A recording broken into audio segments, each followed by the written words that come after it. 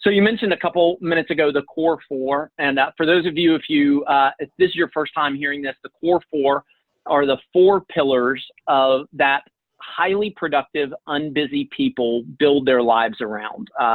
And it's relationships, recreation, rest, and reflection. You and I had a conversation recently about relationships, and specifically what relationships have needed to look like in the midst of all this quarantines and coronavirus. And that's one of the reasons I said, Maile, I got to get you to do an interview, because the intentionality with which you and your family have developed relationships in spite of being apart from each other has blown my mind. Just love what you're doing. And so I may have set you up for so much hype there, but no, it really, like, I ran into my wife and I was like, oh my gosh, listen to this. This is amazing. So what have you done to stay connected with the relationships that matter the most to you in the midst of COVID-19?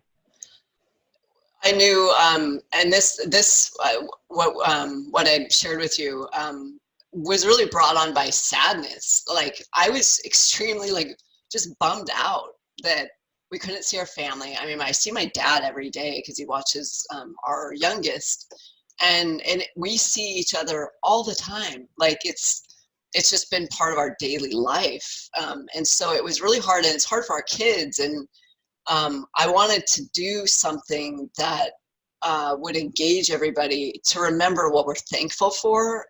And really it was prompted by, it's weird because it's prompted by, like, sadness, but also funerals. When you go to a funeral, people give their like heartfelt speech about somebody, and the person is gone. I mean, they're not present. And wouldn't it be better if you said it when they're here? And so I put this plan together because I'm a planner, and I made a video because I knew that if I typed it out, people would be like, oh no, what is she doing now? So I made a video, and it was very, like, 101, and it was simple, but it was just like, here's the thing, I miss you guys all terribly, and, like, I think we should use this time for good. So what I'm proposing as a family, and this is, my family, my sister's families, my mom and dad, even our kids are doing it, to basically do a short video. And so every week we pick two names. My younger sister is way more techie than I am. So she does this, like, wheel where it randomly picks names. Yeah. And so she does that. And so every Sunday, two names are picked, and in that video, what we're asking is for you to say who that person is to you. What is a memory that embodies who that person is in the world to you? And what are you looking forward to doing with them? What can you, like, not wait to do with them when this is done? Because we haven't seen any of them except from Zoom meetings.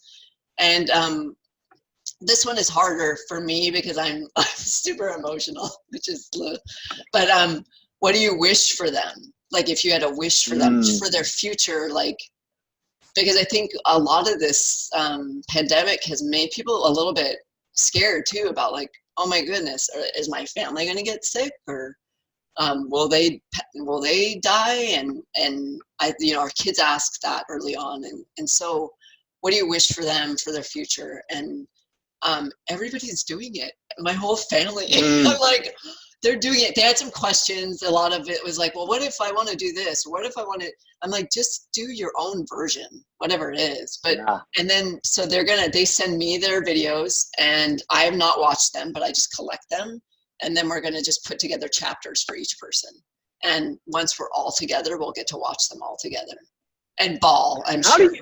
Like, I know, I'm sitting there and I'm thinking, oh my gosh, if I could sit down with some of the people in my life who are really, really important to me and answer those 4 questions, I couldn't get through one video without crying. I can't imagine, having that many people who are speaking that type of life into you. That's going to be so powerful. We're really excited, but, and you know, it's hard for some of, I mean, a lot of us are like, oh, I look horrible on the camera. I don't know what to say. It doesn't sound right. But then when you just start thinking about what it will mean to them, not really about you at all, what it will mean to them, then it just flows. Even if it's like crying, it just flows. And you know, the idea of it too is maybe people who are just really good friends, like a friend group could do it together, or, you know, a church group or whomever could do it together and just bring thankfulness back into our lives instead of sadness. Yeah. Love that. That's what it meant. If you're listening, I told you it was an awesome idea. It's so good. I love this. Good. Oh, Yeah. I I do. hope I other love people it. do stuff like that, because it just seems like a lost opportunity to tell people how you feel about them.